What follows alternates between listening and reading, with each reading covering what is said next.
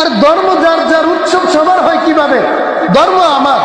আজকে মুসলমানের সাপ্তাহিক উৎসবের দিন হলো বা আনন্দের দিন হলো জুমার দিন। কোন হিন্দু কি কোন মুসলমানের মসজিদে গিয়েছে? কথা বলেন না কেন? তাহলে ধর্ম যার যার উৎসব সবার কিভাবে হয়? যেমন বর্তমানে আমাদের হিন্দু সম্প্রদায়দের পূজা চলতেছে, ধর্ম যার যার উৎসব। কথা বলেন, ধর্ম যার যার। আমাদের দেশের কিছু বাঙালি এমন কোন ভাষায় গালি দিলে আমিও খতিব সাহেব হিসাবে গালিও হইব, আমাকে মানুষ খারাপও বলবে না। মাথার ভিতরে কি আছে আমার বুঝে নেই। এত দামিশ হলে এই কথা মানুষ কিভাবে বলে? ধর্ম যার যার উৎসব সবার। তুমি মুসলমানের সন্তান, লজ্জা লাগে না? জীবনে তোমার কোনো দিন, তোমার দুই ঈদের কোনো ঈদের নামাজের অনুষ্ঠানে কোনো হিন্দু তোমার কাছে উপস্থিত হয়েছে? তুমি বেহায়ার মতো তার কাছে গিয়া বলো ধর্ম যার যার উৎসব সবার। লজ্জা নাই তোমার? আর ধর্ম যার যার উৎসব সবার হয় কিভাবে? ধর্ম আমার। আজকে মুসলমানের সাপ্তাহিক উৎসবের দিন হলো বা আনন্দের দিন হলো জুমার দিন। কোন হিন্দু কি কোন মুসলমানের মসজিদে গিয়েছে? কথা বলেন না কেন? তাহলে ধর্ম যার যার উৎসব সবার কিভাবে হয়? তুমি মুসলমান, তোমার যদি তুমি বেহায়া, তুমি নির্লজ্জ, তোমার লজ্জা নেই, এই জন্য তুমি এই কথা তাদের উপজাতে গিয়ে বলো কোন হিন্দু কোনদিন তোমার মসজিদে এসে নামাজ পড়ে এই কথা বলে নাই যে ধর্ম যার যার উৎসব সবার। আওয়াজ করে বলতে হবে ঠিক কিনা?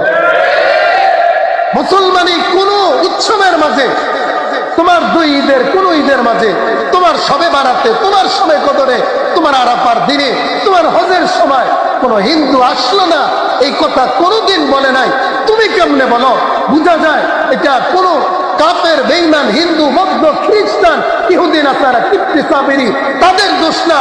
তুমি শুধুমাত্র ধর্মের নামে ভুলে দিয়ে মুসলমানের এই ধর্মকে ধোঁকাবাজি, মুসলমানকে ধোঁকাবাজি করে ধর্ম যার যার উৎসব সবার বলো, বই অন্য কিছু নাই।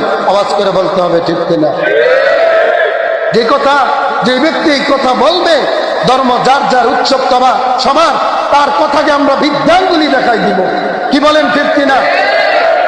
সম্পূর্ণ জীবনের যত ঘৃণা আছে সমস্ত ঘৃণাকে একত্রিত করে ঘৃণা করে তার এই কথাকে প্রত্যাখ্যান করব। আমার গরু জবাই যখন হয়, আমার বাড়ির আশেপাশেও হিন্দু আসে না। কি নির্লজ্জের মতো তাদের লাড্ডু খাইতে কি মজা লাগে। লাড্ডুর ভিতরে তারা তাদের মার চেনা দেয়, প্রস্রাব দেয়। তুমি মুসলমান কেমনে খাও এটা আমার বুঝে আসে না। আল্লাহ, প্রতিমার ইতিহাসে গেলে তো আজকের আমার আলোচনা শেষ হয়ে যাবে। আল্লাহ যদি তৌফিক দেয়, প্রতিমা কোত্থেকে আসলো?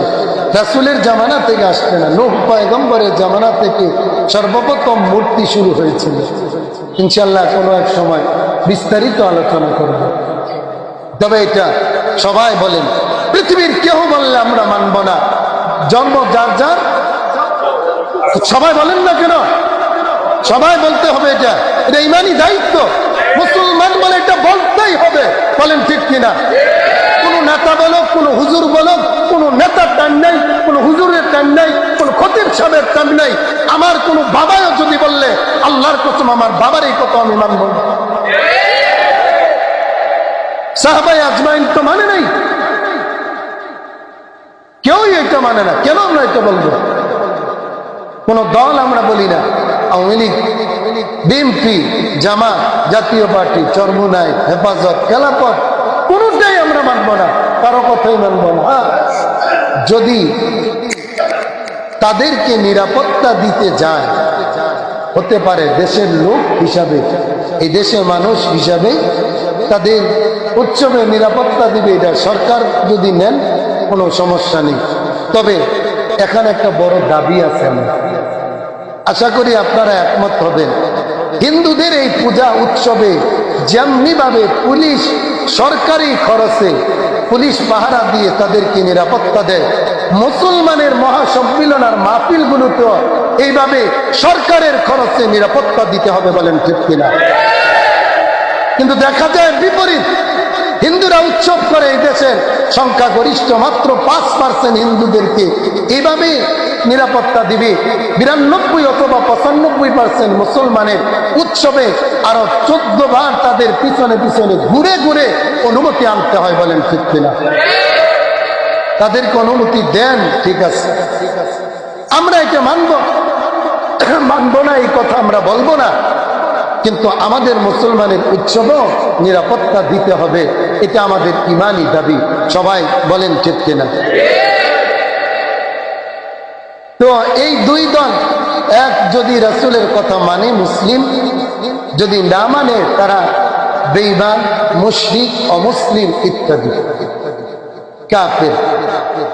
যদি তারা আল্লাহর কালিমাকে মানতে না চায়, মুসলমানের বিরুদ্ধাচরণ করে, তাদের বিরুদ্ধে আমরা লড়ব, এটা কোরআনের দাবি। আর যদি মুমিন হয়, মুমিন হওয়ার পরে সর্বপ্রথম মুমিনের সর্বপ্রথম আমল হলো, আল্লাহর রাসূল বলেন, আফদালুল ইবাদাতি বাদাল ঈমান ওয়াস-সালাহ, ঈমানের পরে মুসলমানের সবচেয়ে বড় আমল, সবচেয়ে শ্রেষ্ঠ আর ফজিলতপূর্ণ আমল হলো নামাজ।